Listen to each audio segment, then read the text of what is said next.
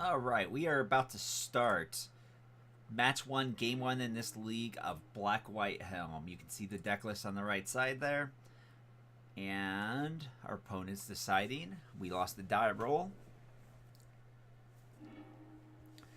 Alright, so this hand is pretty mediocre.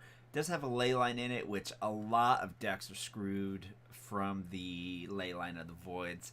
It does have an E-Bridge and a Thoughtseize and an EE, so I don't know if I'd call it mediocre, actually, now that I think about it. Really, I'm waiting, or I'm playing the long game here, but I have no active action, so I'm going to go ahead and...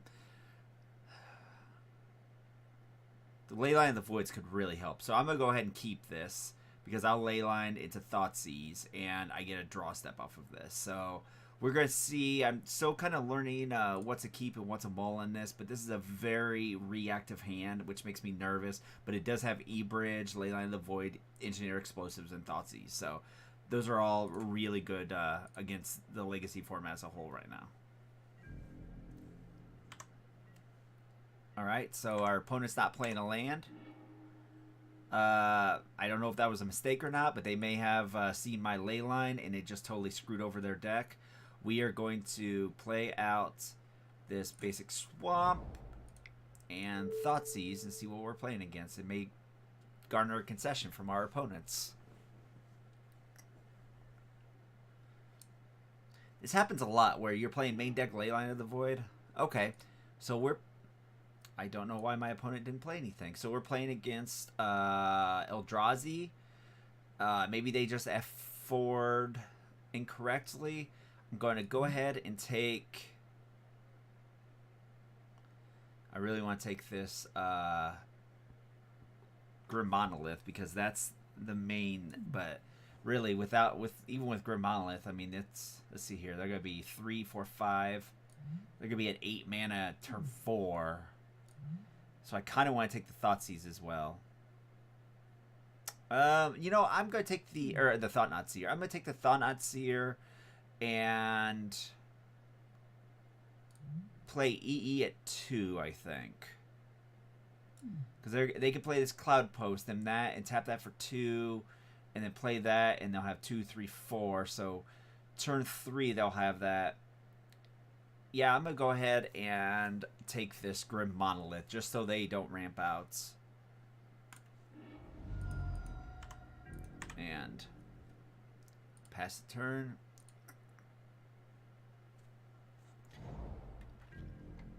Okay, there's the Cloud Post. So, yeah,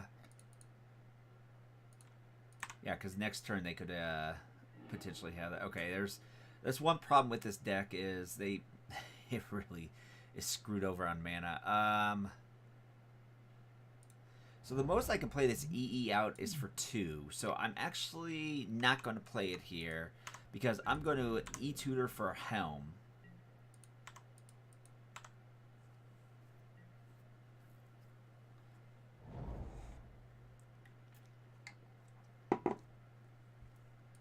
Oh, that was probably a mistake. I should have played that because I'm not going to play this till turn 3 when he Thought-Knot Seers me.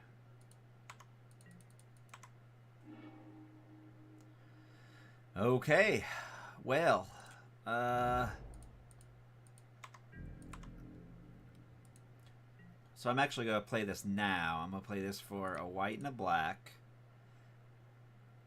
Just to get that out. And then when when my opponent, there we go, 2. When my opponent plays out the Thought-Knot Seer, I'm going to E-Tutor, and then they can take the E-Bridge.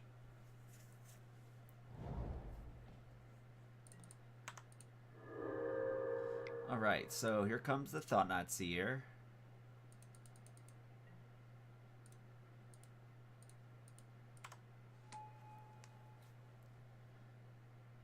This will hit any chalices or anything that they have. So we're going to grab a Scrubland. Grab this. E-Tutor for the Helm. Play the Helm out next turn, and unless they can play something extremely explosive,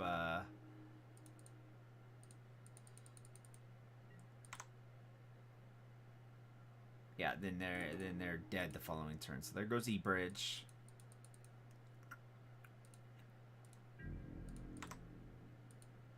Yeah, so this will hit your Grim Monoliths, things of that nature. All right, let's play this. We'll take 4 next turn, but then we'll win the game the following turn unless they have some type of removal for my Helm. Now this is the type of game where in my sideboard I have the... Here, let me adjust my camera, sorry. And you have to forgive me, my green screen, I'm still in the process of resetting it up. So I have these Amulet of Safekeepings here, and I am really curious as to if those should be Damping Spheres.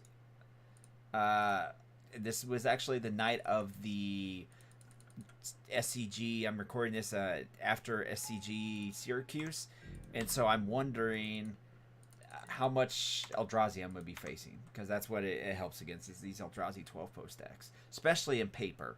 They're a little bit more rare in paper.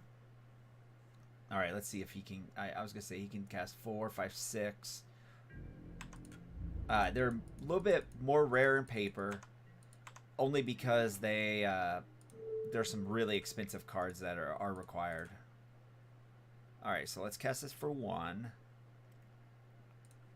Mill my opponent's deck, unless they have a Stifle. Okay, and I'll just cast this for... Well, no, I'm not going to reveal that to my opponent.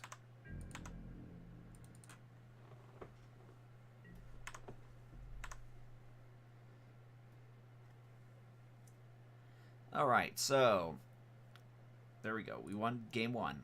All right, so I think we want this Humility. We don't want those. So these are interesting, but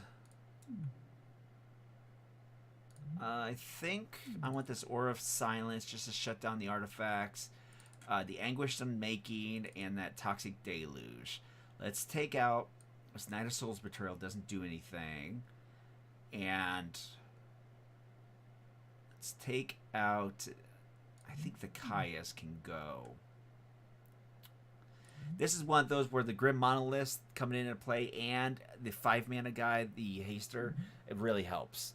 So let's look at taking out... Let's see, we have to cut 3. So I think we want to take out these Kaias because they really aren't useful. And probably take out this Engineered Explosives because that's not really that useful either. Because I only can create 2 colors of mana. So let's go ahead and hit submit on this. I'm tempted to take this. I think I want this Damnation actually as well, just to kind of wipe the board. We'll take out... what's the last card we should take out? I'm debating this Pithing Needle because really everything is... Yep, I'm going to take out that Pithing Needle because everything's activated mana abilities.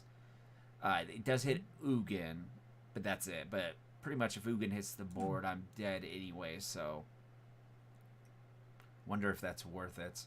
These swords are definitely worth it. Let's see.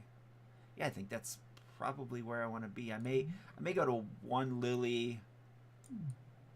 Here, I'm going to go 1 Lily, 1 Kaya. Only because there is some... In fact, let's go with... Yeah, let's go 1 Lily, 1 Kaya. Because there's some utility with Kaya.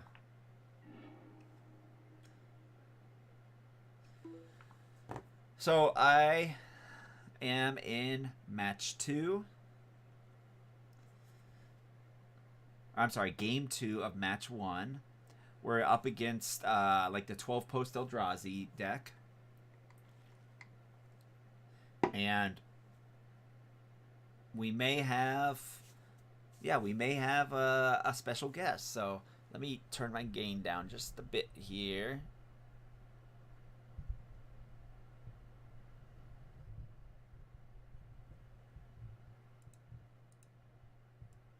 There we go. Sorry, I do have a fan in the background running. I'm actually gonna... Alright, so we're waiting for our opponents. Okay, so these are the types of hands that with this deck that I really hate. I get these a lot, and we can't figure out how to balance the mana correctly to actually get everything working. So, I mean, I have to mulligan this, but this is the one where you have a swamp and you have a Thoughtseize, and I could Chrome Mox something out, but I really kind of want everything. The opponent's going first as well, so it's very tempting to have the swords here. So that's, but the opponent's probably going to go to 1 or go to Chalice on 1. So I'm going to go ahead and mulligan this, and this is kind of the same hand, but I will keep this because I do have a Leyline, and an E-Bridge and a Thoughtseize. So I'll keep this. Really, the ley lines are not that useful in here. I probably should have cut the... let's put this one on... Yeah, let's put this on bottom because I do need a land. I probably should have cut the Rest in Peace and added in the other Kaya. This is going to be X1.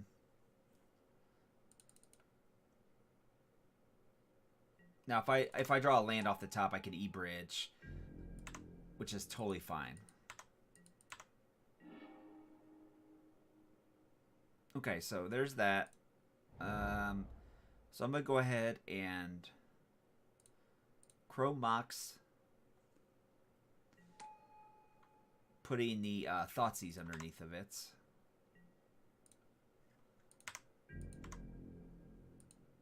And I'm going to fetch a Godless Shrine when I get it. And then if I draw a land, I can E-Bridge out. And then if I draw another land, I can Helm of Obedience. So that should keep me pretty safe as far as what happens. Okay. Yeah, and that's another one. Kaya is a nice one. I probably should have kept the Engineer. Yeah, I should have. I did make a mistake. I should have cut the Engineer. Or I'm sure I cut the Rest in Peace and put in the Engineered Explosives. Or kept in the Engineered Explosives for that. Okay, so there's a Toxic Deluge. So we did not get there. But that is a good one if I draw a land.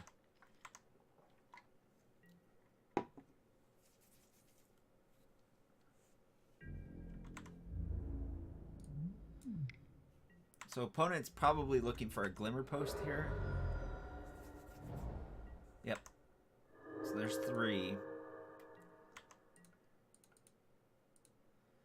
And I'm debating casting my E-Tutor into that. Just, no, that's fine. I'll keep it in hand. Okay, there's a land. So let's go ahead and cast this Scrub. Opponent has 3 cards in hand. I think I might just Toxic Deluge for 1 here. Just so my opponent isn't able... Yeah, I'm going to do that. Well...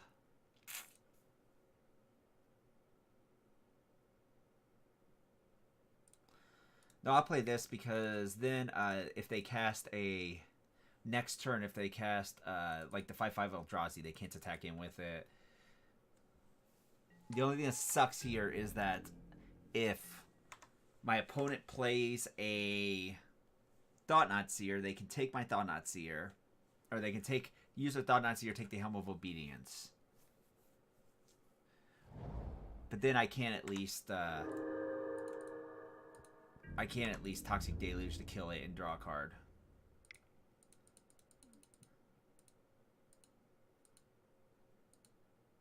Okay, so what are we... Just pumping, I'm assuming?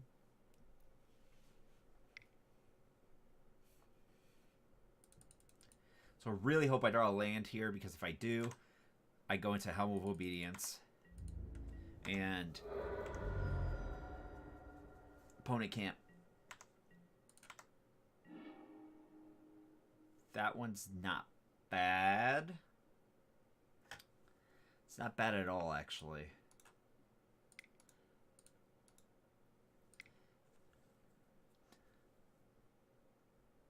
So what I can do here, if I need to, is E-Tutor on my upkeep, sack this, blow up the Chalice, E-Tutor on my upkeep, get a Chrome Mox, put Toxic Deluge under Chrome Mox, and in the following turn have mana open for Helm of Obedience, as well as stopping my opponent from attacking with the Walking Ballista.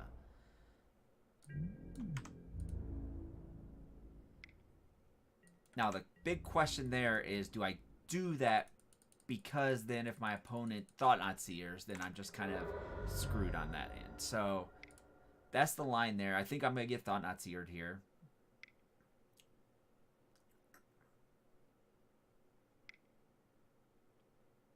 Six. Okay. Okay, so I'm going to go for 5 here. And it's going to hurt a lot. But I am going to go for 5.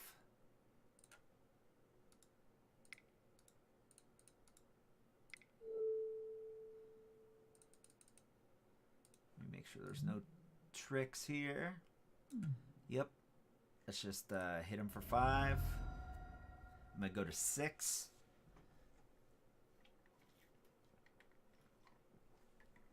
I am glad I saved that.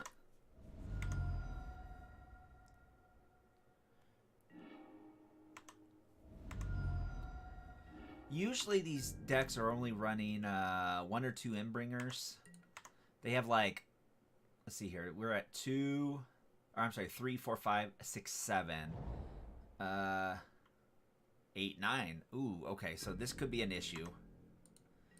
Please land. Please land. That's a land.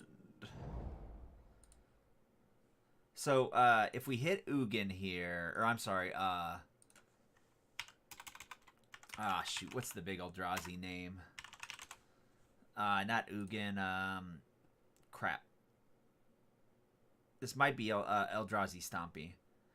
Anyways, if we hit the big 12 Eldrazi,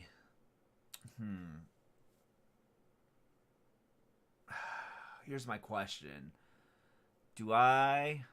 Ulamog. Yeah, he's 10.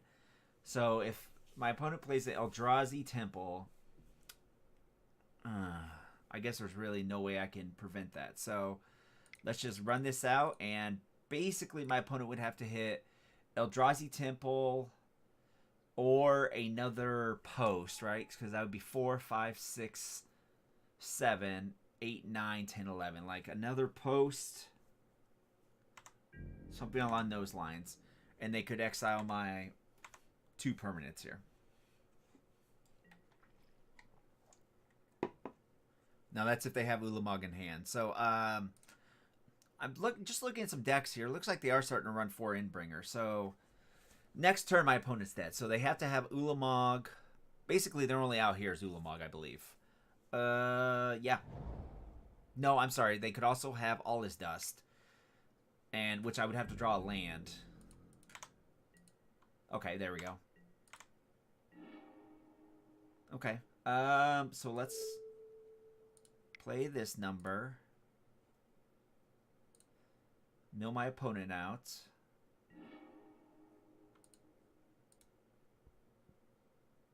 And yep, that's match.